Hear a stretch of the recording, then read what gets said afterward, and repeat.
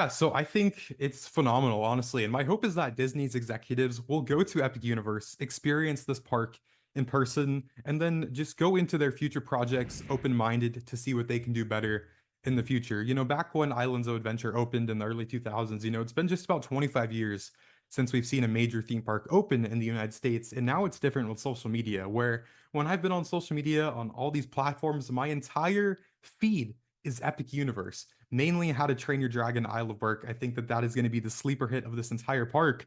But yeah, to answer your question, I mean, I just think that this is such a golden opportunity for these leaders and these executives to go in open-minded with this park and say, hey, if people are loving this, well, how can we translate that DNA into our future experiences so we are doing things better going forward? Disney obviously has done world-class things for 70 years now, since Imagineering was founded and since Disneyland opened, and Disneyland is about to open for its 70th celebration, and they're having a massive thing out there from this summer to next summer. But I think it's just so great to see Universal doing so well, because it might take Disney from doing what they do best and doing what they're used to, but then switch things a little bit up. And I just think having an open mind with those things just is fantastic for everything going forward to maybe change things for the better. And so Universal's Epic Universe opens May 22nd. I think a really interesting conversation to have with Drew there about the impact of that and the impact of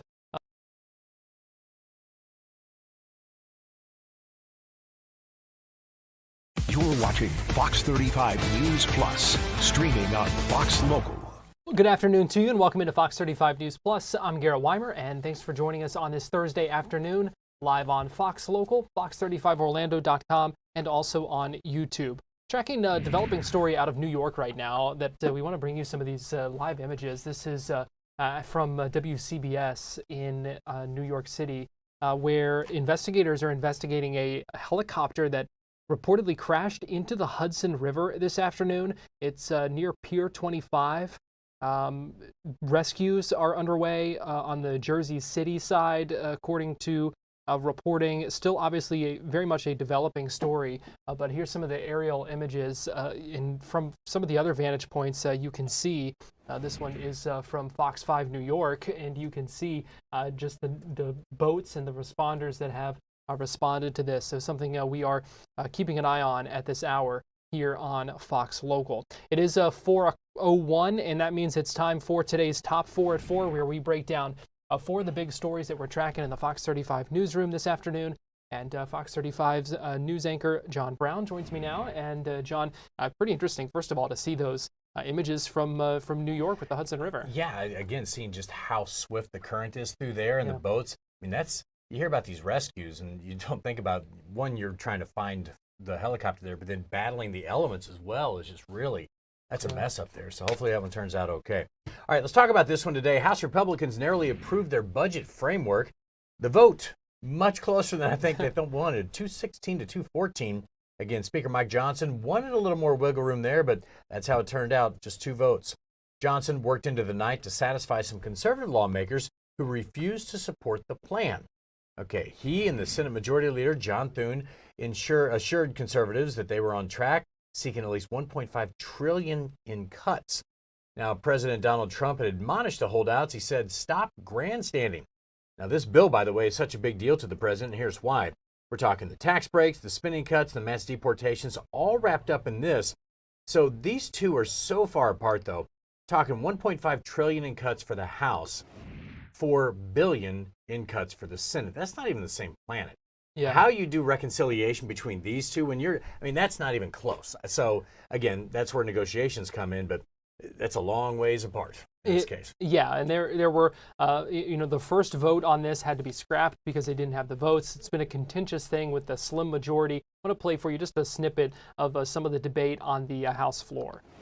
The Senate sent over a joke. The American people are going to end up on the short end of the stick because it absolutely increases deficit. We reject it because we're going to stand on the side of the American people. The $4 billion floor in spending savings in that Senate bill just simply are not acceptable. Passover is Saturday. I don't have any intention to have us here working this weekend, but if we have to come back next week, then we'll do that. Also interesting because it was a 2-vote margin that kind of put this over the top. And this is Congressman Randy Fine's tweet this morning, referencing what Donald Trump said about it, calling it the big beautiful bill, and said that he's profoundly humbled that because Jimmy Petronis and I arrived as reinforcements, we could help the team get over the line. And that's a good point. I mean, that's 2 more Republican votes that weren't there before. Yeah, so if you wonder why Donald Trump really wanted Randy Fine to win this position, all the attention here, this is the exact reason why. I mean, if you look at it, it's really just 1 vote. 1 would have gone the other way, to have been a tie, 215. Right. So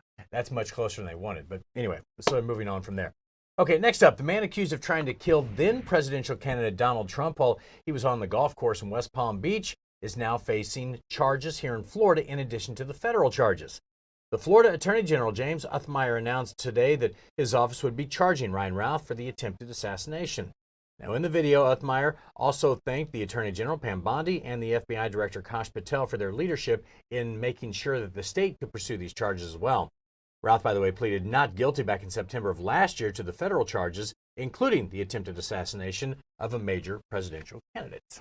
Yeah, and this is interesting because in the video that Uthmeyer posted to social media today talking about these state charges, he said this is something that the state has been working toward, had been trying to get, and he talked a little bit about what he basically said the Biden administration stonewalling the state's ability to bring these charges. Here's what he said. After 206 days of stonewalling by the federal government that stemmed from days of the Biden administration, I'm able to now announce that my office is charging Mr. Routh for the attempted first-degree murder of President Trump, as well as a charge for terrorism. My office, as well as our law enforcement partners, were met with major roadblocks in prosecuting this case during Biden's term. Biden and his attorney general sought to frustrate our efforts and block our investigation into the man who crossed into this state and attempted to commit political violence against a Florida resident. Thank God he was unsuccessful, and thank God we have Donald Trump as president again. The leadership of U.S. Attorney General Pam Bondi and FBI Director Kash Patel was instrumental in preserving Florida's sovereign authority to do what is right and bring justice where it is due. And I believe the federal trial is scheduled for September. Yeah, and of course that's where he says it gets political, because why would you try and hold another prosecutor back from pursuing charges against somebody? So again, you see where it goes from here. All right, Florida high school teacher set to lose her job after allegedly addressing a student by a name other than their legal name. That's according to the Brevard County Schools. The incident seems to be the first case in which an educator is going to be fired here in Florida because of this policy, which mandates written parental consent for using a student's preferred name instead of their legal name. Now, this all happened at Satellite High School. The student contacted the district after learning that the teacher had been referring to their child by a different name, not their legal name, without their consent. Now, Fox 35 has confirmed the teacher's name is Melissa Calhoun. In a statement, we got this from the Brevard Public School spokesperson. It says the incident, quote, directly violates state law, and emphasized that the school district supports parents' rights to be the primary decision makers in their children's lives. So this, this is that law that was put in place recently where they want to make sure that the parents were the ones who were making this decision, not the teachers. So that's why this is such a big deal. I know a lot of people probably think, well, this happens all the time. It maybe did before, but now it's a law in the book, so you can't do it anymore. Yeah, and it's been interesting because there has been quite a bit of reaction to this. As we understand it, there were some student walkout planned for today. There was a colleague and mother who spoke at the Brevard School Board meeting earlier this week. Here's a little bit of what she said. She spoke in support of this teacher, and here's what she said, and then you'll hear at the end of the clip, also greeted by quite a bit of applause from what sounds like a pretty big crowd in the chamber of the school board meeting the other day. The teacher, my colleague and child's teacher, was let go of after just 2 weeks of internal review. Her offense, an unintentional violation of the nickname policy. There was no harm, no threat to safety, no malicious intent, just a teacher trying to connect with a student. And for that, her contract was not renewed, despite her strong dedication and years of service. I ask you, how can we justify this? How can a serious legal matter involving student safety be met with patience and protection while a policy-level misstep ends a respected teacher's career in silence. What message does this send to the staff still working here? That no matter how much they give, they're one misunderstood moment away from being erased. And to the students, what are we showing them about justice, accountability, and who gets grace? The teacher made a difference in her classroom and in the lives of our students, including my own child. She deserved more than a quiet exit. She deserved fairness, context, and compassion. And we also know Fox 35's Randy Hildreth following up on this story today, and we'll check in with her at the bottom of the hour. All right, and final story here, a 10-week-old puppy fighting for its life after being badly beaten up in Live Oak, which is way up close to the Georgia line. It's the puppy was so severely swollen from its injuries, the rescuers didn't even know the breed it was at the time. This dog just seems so sweet here. All right, the 10-week-old named Sweet Pea, recovering after that beating. The injuries, like we said, they couldn't exactly figure out how they were going to proceed with this one because the skull fractures were so extensive. The CAT scan revealed the cracked skull, brain swelling, shattered nasal cavity. Sweet Pea is now under emergency veterinary care in Oviedo, more than 3 hours from where she was found. We just got an update here, too, that yesterday there's about a little under $2,000, I believe, in a GoFundMe. It's now upwards of $12,000, I think was the number was. So, you know, this little guy is going to get all the surgeries it needs to get back and be healthy again. But even after what it went through, you could see just how sweet this dog was. Oh, This is one, I mean, the whole newsroom, when we were reading the details of this one, you just can't understand this case. It's heartbreaking, and to see that that little puppy just still giving kisses and just being a puppy still. My goodness. And I think the woman who's taking care of it is the woman you saw there in the video. But if this one were to go up for adoption, everybody in our newsroom would be in line. Everybody in the area would be in line. So I think this helps people feel like they're helping do something here with this surgery, because a lot of times these vets take these in and it's out of their pocket to save these pets, and then no one claims it. Though this is great. So it's going to get the medical care, people are taking care of it, and the puppy's going to find a good home. Well, and today in Tallahassee, too, I mentioned this because we played part of the conversation over in Florida Live this afternoon, and debate over a bill to strengthen the state's animal cruelty laws. A Senate committee today advanced a bill that would not only stiffen penalties, but would also create a statewide database of convicted animal abusers. And so that the person, in this case, we know the suspect is arrested. If he were to be convicted of this, his name would and that information would go on a database, so that in the future, if he were to try to get another pet, that knowledge would be out there in a place where people could see it and access it publicly and be able to factor that in. Like profilers say, that's how oftentimes this is where it starts. Abusing animals, things like this, and then it's on a progression. So I like the idea of at least saying, all right, we're going to crack down on this so maybe it doesn't go any further. So there we are. It seems to have bipartisan support as well, so we will see. Well, that is today's Top 4 at 4. John, we appreciate you joining us. We're going to take a break here on Fox 35 News Plus, but we'll be right back.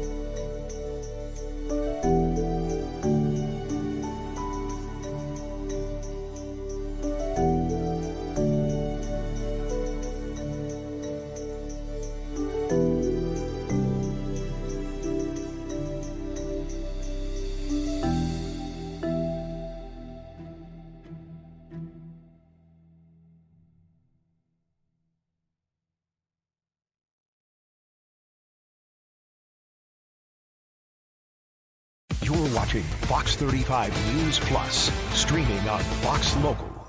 Fox 35 Storm Team meteorologist Noah Berggren joins me now. And Noah, some good-looking scenes from around the state behind you there. Yeah, you know, Garrett, you look up here, and I mean, it's really hard to be standing in the studio right now. I'd much rather Right. be plopped right about there with a beach chair on the sand. But, you know, it's going to be changeable this weekend, Garrett. It's nice. It's pretty warm today, but it's going to get a lot cooler at times heading into the weekend. We do have some clouds passing on by. You can see that here in the top right. This is from downtown Orlando. Maybe a shower through the evening, but most spots are going to be dry. The winds are not as strong as they were yesterday. We had last night's ULA Amazon launch pushed because of wind and clouds. Not as much wind tonight on the Space Coast. I do believe we have a Starlink batch going up tonight, so that should be fine. We'll keep an eye on that. As you look over the tourist district, a couple of things to know. Maybe a cold front, maybe a shower with a cold front on Friday evening. The weekend's wonderful, but it will turn out to be much cooler. And in the long term, very hot and dry to end April. And in fact, the rain deficits are only going to continue to grow over the next few weeks. Since Hurricane Milton went through Central Florida back in early October of last year, the rain deficits across the area are somewhere between 4 and 8 inches below what is typical. So that is a storyline to keep an eye on. Temperature so far today got to about 82 in Orlando. Tomorrow, I think we'll do about 3 to 5 degrees warmer than today. Got to 84 in Fort Myers, 81 West Palm and Miami. Humidity is not high at all. In fact, the dew points are pretty low everywhere outside of about West Palm. In Miami, they have come up a little bit today. In Orlando, I was a little surprised when I stepped out this morning that it this afternoon, it felt a little bit more sticky than I had thought, but the humidity is going to crater heading into the weekend. Here's the high-res visible satellite. So when you look at this, the Earth is blacked out, so you just see the white clouds for contrast. And you can see the East Coast sea breeze coming in, West Coast sea breeze coming in, because there's no clouds here right along the West Coast or right along the East Coast. Just some puffy cumulus clouds inland. If this was June, July, or August, we'd probably have a blitz of thunderstorms popping up in the evening with the sea breeze collisions, but not quite the case tonight. There's just not enough moisture and humidity in the atmosphere over us yet. Still too early in the year for that. You want some cooler weather? Look up at Chicago. It's just 34 right now. 43 in Fort Wayne, 56 Columbus. Spring full effect for most outside of New England. In the Michigan and Wisconsin areas, it actually snowed last night into this morning in Detroit. I was checking out some of our colleagues at our sister station, Fox 2 in Detroit, had about an inch of snow at some of their houses this morning when the morning news team woke up. So there still is winter going on, just you got to go a little bit further north. 81 today in Tuscaloosa, 81 Dallas, 82 Houston. By the way, we are now 150 days away from the start of football season, being the NFL. So that's coming on fast. It's going to be faster than you realize. Many in the South have their spring games this weekend or over the next 2 weeks. This weekend, Florida has their spring football game in Gainesville. A-Day at Alabama soon. Garrett's a UK guy. It's coming up. So, you know, the weather is pretty good this weekend. Already spring football is here, and I believe in Gainesville they've got the celebration for the men's team in addition to that this weekend. So if you are going to be in Gainesville, it'll be very, very nice on Saturday. Temperature tomorrow in Gainesville about 82, 84 DeLand, 84 in Orlando, 85 Bithlo. So again, warmer than today, and these temps might even be a wee bit conservative. There's those rain deficits since October. They continue to grow, and anytime we've got a strong wind over the next few weeks, there will be an elevated chance for some brush fires. So here's your Orlando area 7-day. Tomorrow, breezy, warmer, small chance of a shower in the evening. Saturday, beautiful, a little breezy, mid-70s. It's chilly Saturday night to Sunday morning. You might even have the heat on in the car early in the morning Sunday. 79 Sunday afternoon, 86 Monday, near 90 Tuesday. Another cold front now comes through Wednesday of next week. A few days ago, it looked like it'd stay north of us. Doesn't look like it'll have any rain, but it'll knock the temperatures down a little bit briefly the middle and end of next week. And something new, Garrett, I'm trying to do with everybody here on Fox 35 as we head into the summer months is give you 2 7-days, because obviously we have a huge variance based on inland to the beach communities. So I'll feature a different city every night that we're on here during the week, and Laurel and TJ will as well. So tonight, here's the Daytona Beach 7-day. The weekend high tides sometime about 8 to 9 in the morning, low tides in the mid-afternoon. So if you're beaching it this weekend, the beaches will be nice and wide. Middle of the afternoon, high tide in the mid-morning. But look at the temps on the sand, low 70s, and that's the warmest point of the day. So yes, it's sunny and it's great. It's a little chilly to be on the beach. So you might want to bring a sweatshirt or a long sleeve, especially early and late in the day. It'll get a little bit warmer next week, but all in all, Garrett, very nice at Daytona Beach over the next week, and very nice as well in Orlando. But again, we'll make a run near 90 by the time we get to next Tuesday. Interesting. You were talking about the rainfall deficits and the wildfire risk, and the Florida Agricultural Commissioner held a news conference earlier today and was talking about how the state is addressing wildfire risk and that kind of thing, saying that so far there have been about 1,000 wildfires so far this year, and they said that's more than double what we saw at this point last year. Yeah, that's an interesting stat. I hadn't seen that, Garrett, so thanks for telling me about that. That's good info there. But yeah, it depends on the year. If many people might be new to Florida and they don't know about how wildfire season works, I compare it to hurricane season, Garrett. Some years, the point is there is a season for it. It's March to May. In some years, it's really bad. In some years, there's not much. It all just depends on how dry the end of fall and winter was and is, and this year has been very. All right. Well, Fox 35 Storm Team meteorologist Noah Berggren, we appreciate you joining us. Thank you, sir. We're going to take a break, and we'll be right back after this.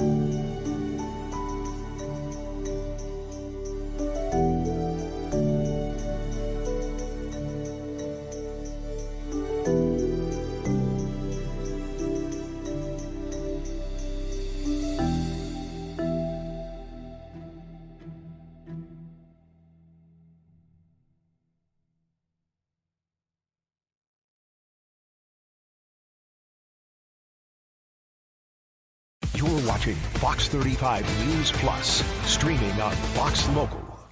Welcome back into Fox 35 News Plus. I'm Garrett Wymer, and thanks for joining us on this Thursday afternoon. A lot of work ahead for state lawmakers with about 3 weeks left in the legislative session. There are some big differences in the two chambers' budget proposals, some big differences in the bottom lines, a lot of things that will need to be ironed out. And so earlier this afternoon, I spoke with Jim Saunders, who's the executive editor of the News Service of Florida, about what we need to know about the budget proposals and things going on in Tallahassee.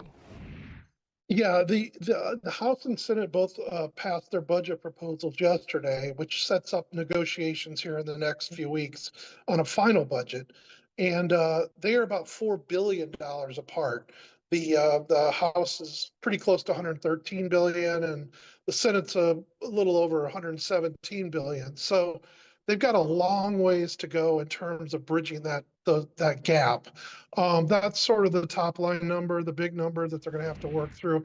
And as you know, I mean, the only thing that the legislature really has to do during a legislative session is pass a budget. There's hundreds of other bills, but the budget's all that really has to pop out at the end. So they have to do it before, well, the legislative session is supposed to be over on May 2nd, but they could go longer if they can't reach agreement. And the new fiscal year starts on July 1st. So that's really the drop dead deadline.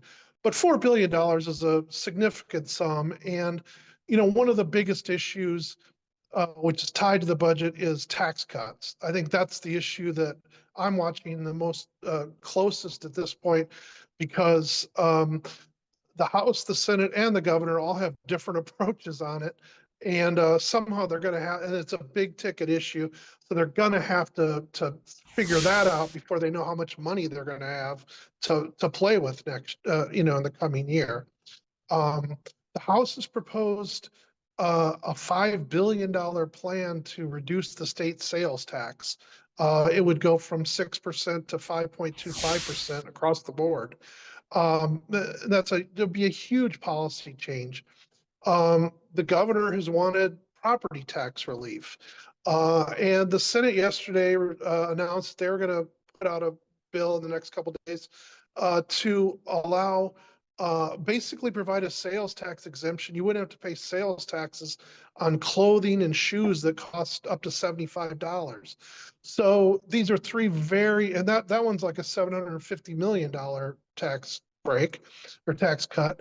So these are all three very different approaches, and you need to figure out your taxes to be able to build the budget. So I think that's going to be the biggest issue that I'm watching, at least. And we heard yesterday from House Speaker Perez and Senate President Ben Albritton as well. How do they expect to resolve these differences? Because you said as you said, there are some pretty major ones. Yeah, I mean, there's always differences in going into the final weeks of the session and on the to negotiate out. It just seems this year they're pretty stark. They're going to have to come to agreement on some of the basics first, which I think is tax cuts. Then just how much generally to allocate to education or healthcare or prisons or environment. You kind of got to get the big numbers first.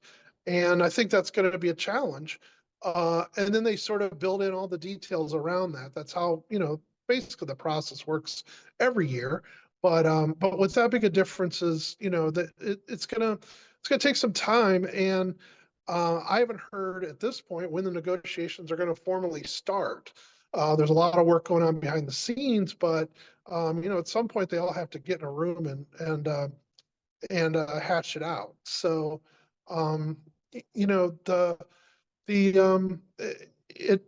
the House is also trying to sort of reverse some decisions that were made in recent years that are some big money. That it would basically free up some big money. One example, a simple example, is that the Seminole tribe provides hundreds of millions of dollars a year to the state in a gambling deal, and the House wants to change how. A couple years ago, or a year ago, they approved putting that money towards environmental purposes. The House wants to sort of undo that decision and just free up that money for other things. So there's some really big policy decisions they're going to have to reach before they can get down into the nitty-gritty of it. Jim, the House has been criticized a lot by the governor in recent weeks, but especially in recent days. I feel like things have really kind of ramped up. Do you think that feud going on right now will have any impact on these budget decisions moving forward? Yeah, everybody's watching that in Tallahassee right now. I mean, it's gotten pretty nasty, and some of it's about the budget, but some of it's about a lot of it's about other issues. And they're sniping at each other pretty much every day right now. The thing is that, the Senate and the House can negotiate a budget without the governor's really involvement. But then they send it to the governor and he can veto any of it or all of it if he wants to. So if he's not, he kind of has the final hammer on this thing. And you know, I think they can negotiate a budget, but what's he, I mean, he each year vetoes hundreds of millions of dollars of what they want to spend. So he could really hold that over their heads and, you know, and really use his veto pen aggressively this year if he's not happy. He seems to be getting along okay with the Senate, but he is definitely not getting along with the House. So, you know, it's a really different dynamic than everything we've seen during the first 6 years of Governor DeSantis's administration. We're going to take a break here on Fox 35 News Plus, but we'll be right back.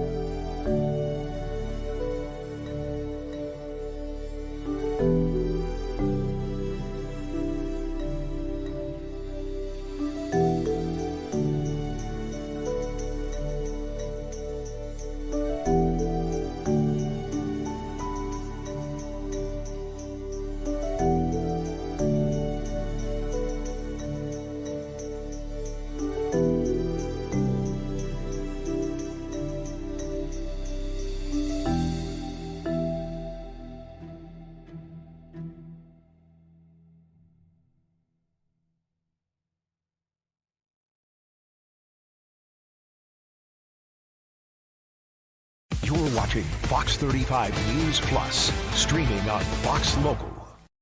Well, welcome back into Fox 35 News Plus. I'm Garrett Wymer, and thanks for joining us on this Thursday afternoon. We are continuing to follow up on the story of this Brevard County teacher whose contract will not be renewed over using a student's preferred name instead of their legal name without parental permission. Fox 35's Randy Hildreth joins us live now via Zoom. Randy, you've been following up on this today and have also seen a couple of demonstrations in support of this teacher. Yeah, hey, Garrett, how you doing this evening?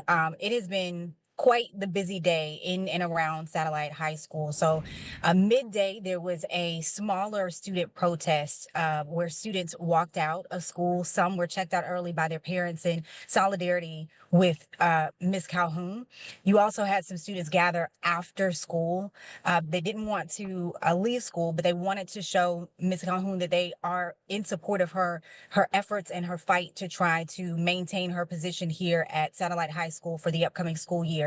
And then we also may have some video of this. There was a smaller protest near Satellite High School off of A1A, and these are community members. And these are also teachers who used to work at Satellite High School, holding up signs, people honking in their support, people driving down the street, everyone in support of trying to get Ms. Calhoun and the district to reverse their decision in allowing her contract to expire at the end of this year and not renewing it for the upcoming school year. So what does the law say about this? Because we know the statement, in fact, I can pull that up as well if you give me a second, the statement from Brevard County Public Schools talking about how this violates state law and saying that they do expect teachers to follow that law. What does the law say when it comes to preferred name versus legal name?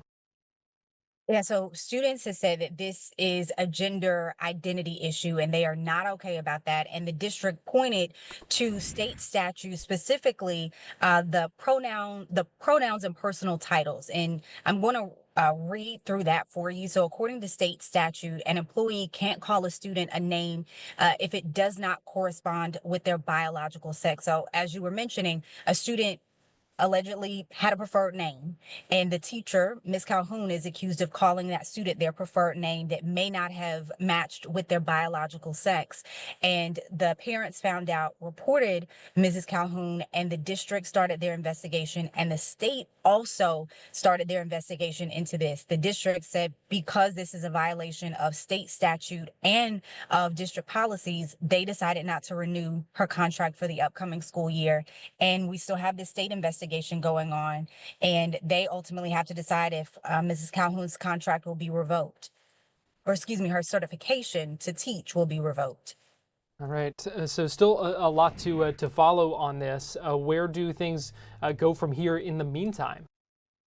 Well, Mrs. Calhoun is still in the classroom, so her contract is in full effect until the end of the school year. Students get out in May, so next month. So she is still teaching. When I talked to students this afternoon, obviously those who know and love her are very distraught. She is an English teacher here. I was told she's over mock trial, beta club, and so those clubs are still functioning as normal, but there is a question mark about next year. Students say they still plan to continue to make their voices heard. We know there's a change.org petition that has thousands of signatures, but right now it's kind of a wait and see. We have to wait and see what the state decides to do with her teaching certificate, and that is a big determining factor of whether she is even allowed to teach in the state of Florida.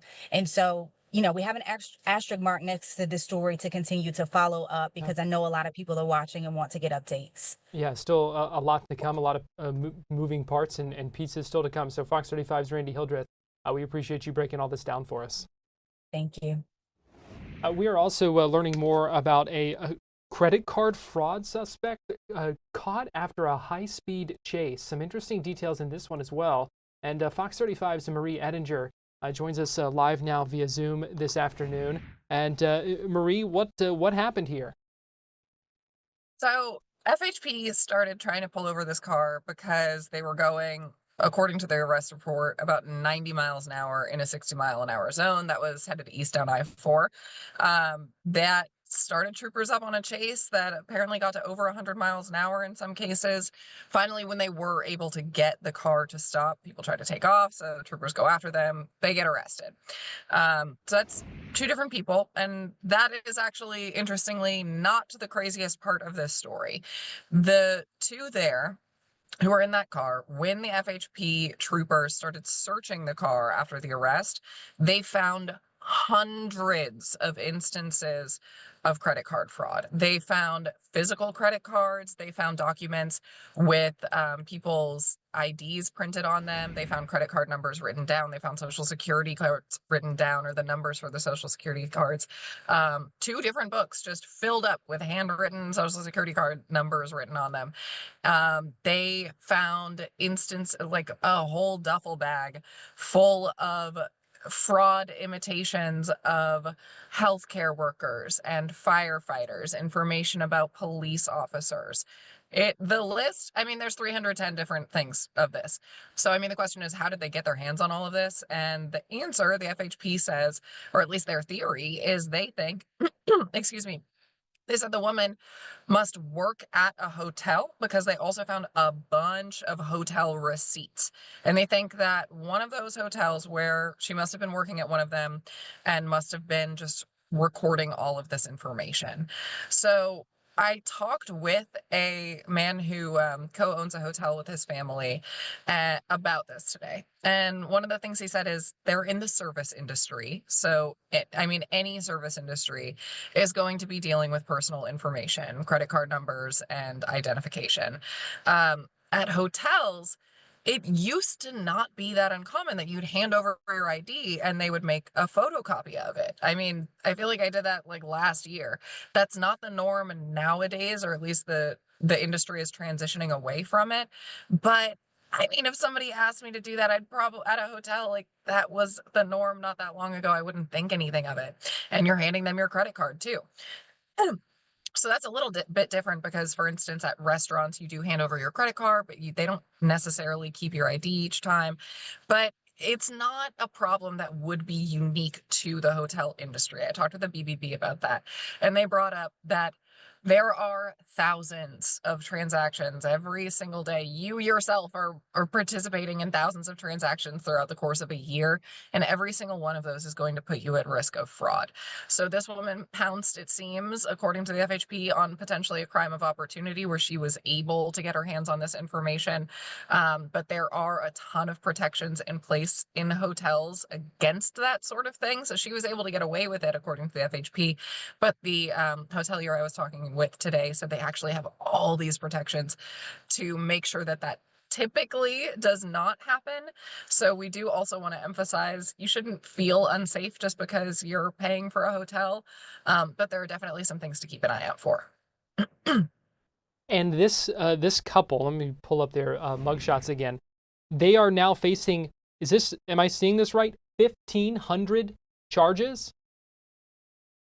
From what I'm seeing, so the problem with when you look at original filings versus how it appears in court right now for the woman, her name is Melissa. I'm blanking on her last name, but Melissa Dre. Yeah, Dre. That's what it is. So she, in court right now, it says she has 621 total counts. So 310 for having the credit cards and 310 for the fraud, and then one for essentially trafficking. But in her charging document, it says that she's going to face 931 charges. So right now in court, it says that, but that's actually subject to change. Excuse me, because the FHP also found a laptop that they expect probably has more instances of fraud or more evidence of trafficking. They're getting a warrant to search that laptop right now, so her charges could change. The guy, Tristan, I think, I'm blanking on all these people's names. Yes. So he was mostly charged for eluding police officers, for leading troopers on that chase. And then he does also have a couple of instances of fraud. But she's going to be the one who the primary focus for this investigation is on. Wow. So still some pretty crazy to everything that investigators say they found inside that car, all that information. Fox 35's Marie Ettinger, we appreciate you joining us this afternoon here on Fox 35 News Plus. Yeah, thanks for having me. We are tracking breaking news, continuing to learn some new details about this helicopter crash in the Hudson River. The Associated Press now reporting that 6 people have died in that helicopter crash. The last we had heard was that rescues were underway. The AP is citing a source of theirs that was able to divulge that 6 people have died in this helicopter crash in the Hudson River. Still very much an active scene, still a lot that we don't know, still working to learn more details and confirmation of this. This is a live picture from Fox that you see some closer up images than we had before as these rescues, this operation continues. We're going to take a break here on Fox 35 News Plus, but we'll be right back after this.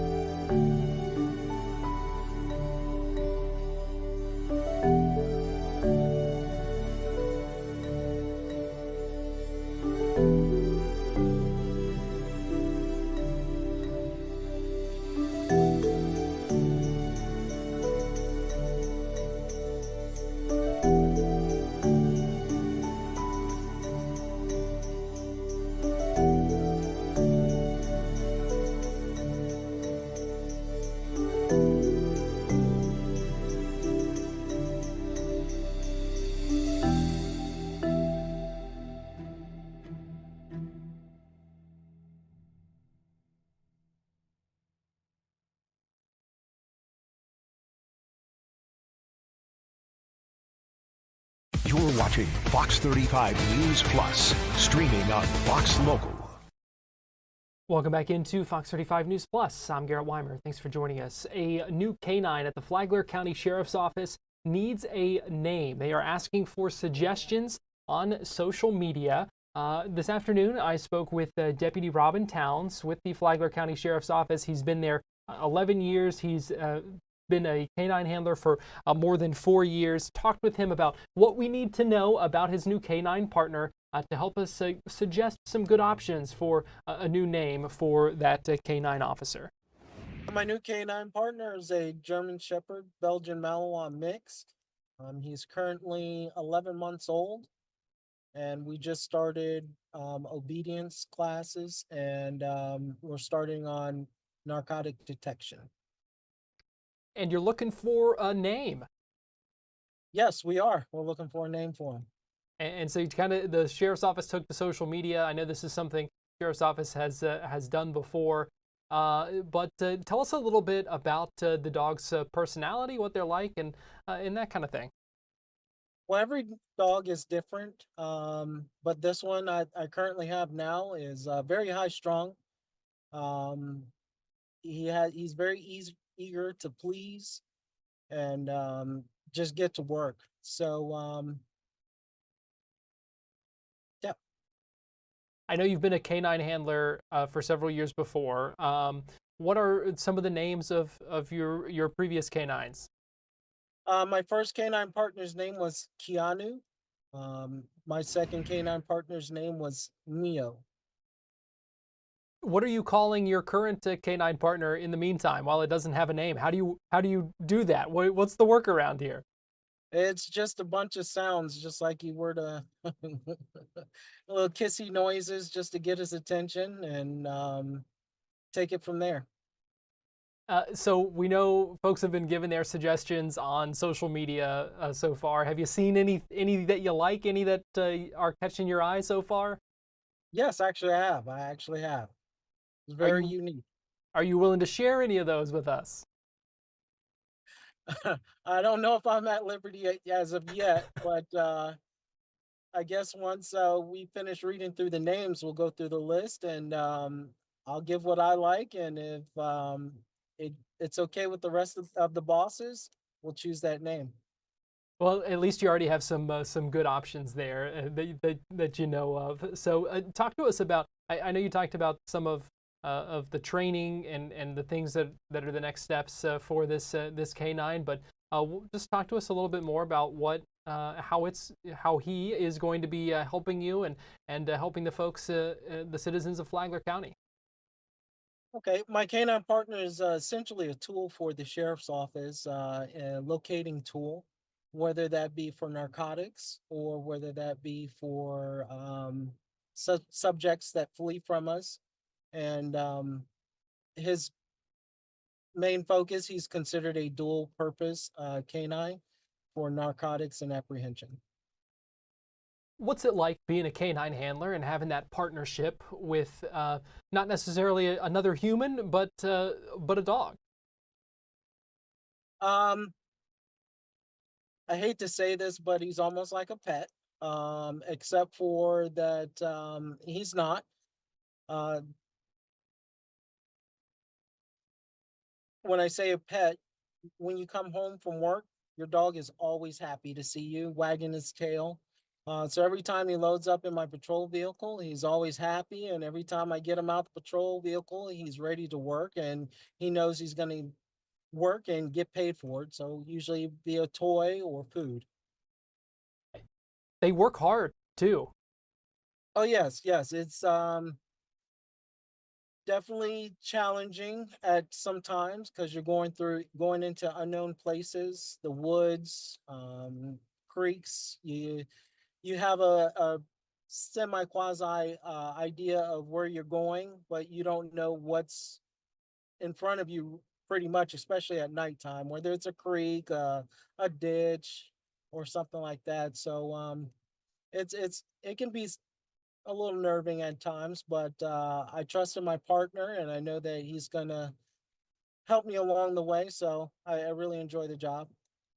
I also imagine it's probably pretty fascinating sometimes to watch your canine partner work and see them be able to do things that we just aren't capable of because our senses are different. Oh yes, especially the detection work when it comes to locating narcotics, from seeing day one just starting out to once we've completed the full school, just to see the whole evolution evolve into not knowing anything into a complete working package is definitely rewarding. So if folks see this and they want to chime in, maybe they have a good suggestion for you that they want you to consider, how can folks submit a name? They can submit a name via social media, Facebook primarily. Go to the Flagler County Sheriff's Office webpage, and you'll see my picture along with my new canine partner, and submit your name and hit enter and cross your fingers, and hopefully the name you submitted will be chosen. When you're going to pick Deputy Towns? I don't know how much longer we have, but probably within the next week. Okay, great, and that'll probably make things a little bit easier on you to be able to be able to call your partner by name instead of just the kissy noises. Oh yes, it would definitely be a lot better. So if you want to give a suggestion, you can do that on social media, as you heard him talk about, Deputy Towns. You can do it on Twitter. We've got the X post pulled up here. He also mentioned Facebook, so drop a comment with what name you would like to see or what name you think fits. You see a picture of that German Shepherd, a new canine officer at the Flagler County Sheriff's Office. We're going to take a break here on Fox 35 News Plus, but we will be right back after this.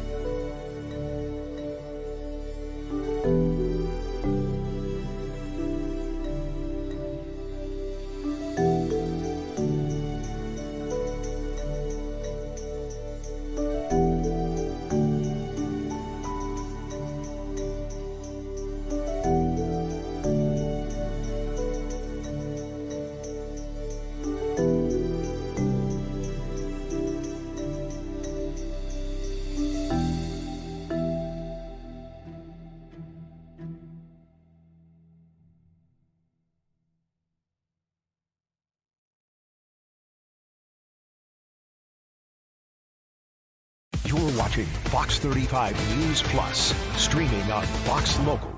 Today, a Senate committee in Tallahassee advanced an animal cruelty bill. Mentioned it earlier when John was in here with our top 4 at 4. It's SB 494. It's known as Dexter's Law. It's named for a dog who was decapitated in a case out of Pinellas County. It would strengthen penalties for aggravated animal cruelty. It would create that statewide database of abusers as well. I want to play for you a little bit of the debate from that committee, or the discussion, I should say. Not a whole lot of debate, but the discussion about this bill and how it would help. This information is already collected. right? And when somebody is convicted of the crime, that access to that information is not available, county to county or circuit to circuit. So what they're going to do is aggregate that information, allow someone to go look up an individual to see whether they've been committed or convicted of committing a crime of abuse against an animal. Okay, follow up. You can go back. To what end? So in Ponce's law in 2018, we gave the court's authority to ban someone from owning an animal going forward based on a conviction for animal abuse. This would allow them to see whether they are banned from owning an animal going forward, primarily to the benefit of adoption, pet adoption clinics, et cetera. I just hate the fact personally that people abuse animals.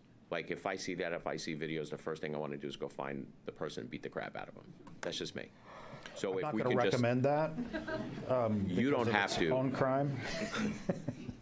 But if we can prevent other animals from being abused by known abusers that have been adjudicated in the court system, I think we'd be better off. I agree with you. This is the first step in that direction because now it makes that information available to the clinics and pet stores.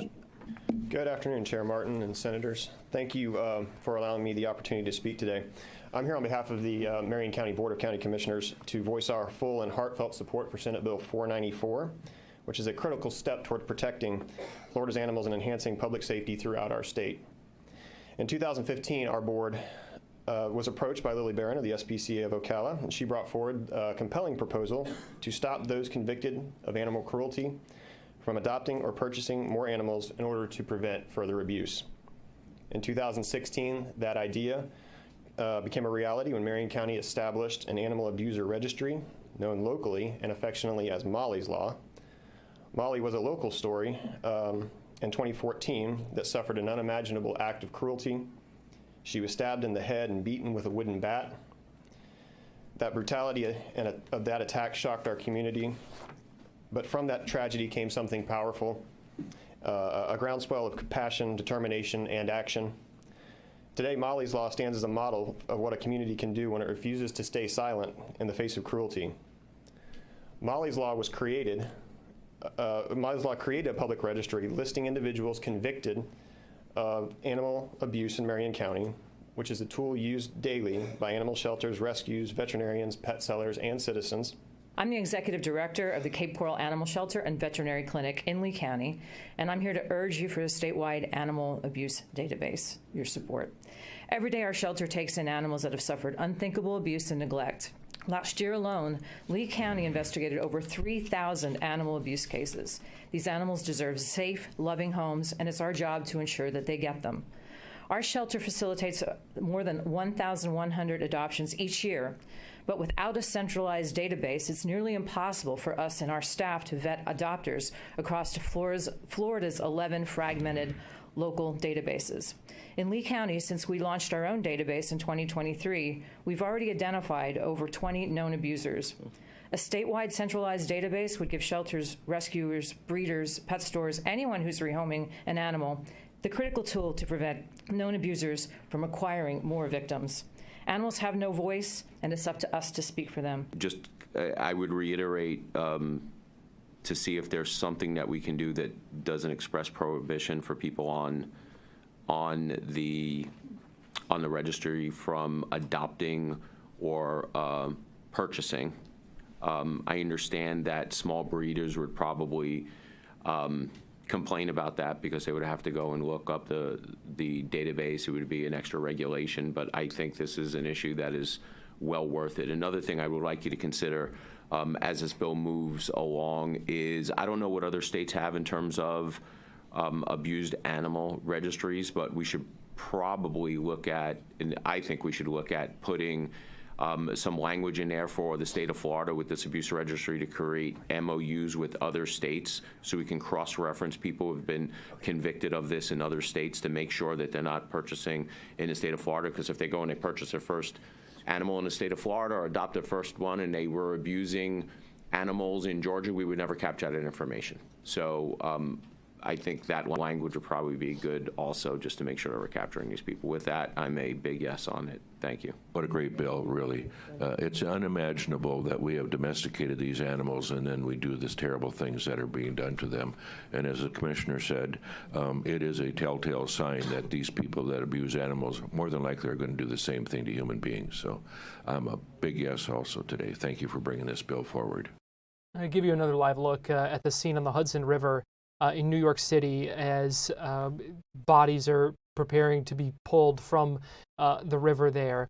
I do want to show you, and just a warning that you may find this video disturbing, but we do want to show you this video of the helicopter appearing to just fall right out of the sky. You see pieces falling right off of it and into the Hudson River. So again, here's another live image of that scene in New York City. I will have the latest on this on fox35orlando.com and here on Fox Local. For now, we're going to send things off to Studio A for Fox 35 News at 5, which begins in just seconds here on Fox Local.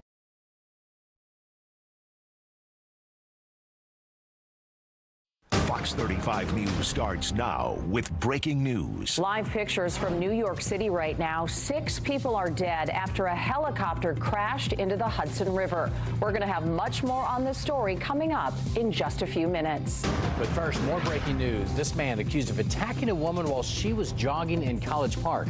And officers say that he had just gotten out of jail, accused of attacking a different